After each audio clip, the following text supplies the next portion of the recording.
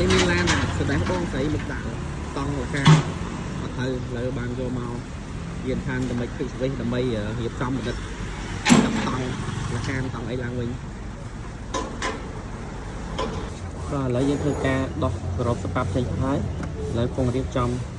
ចាប់តម្រូវតង់ឡើងវិញពេលយើងបន្ទាប់ពីយើងដោះបណ្ឌិតមកយើងឃើញហើយមកខាងតមកខាងនេះគឺខុសអត់ត្រូវអញ្ចឹងយើងដោះតម្រូវវាត្រូវមកខាងទៀត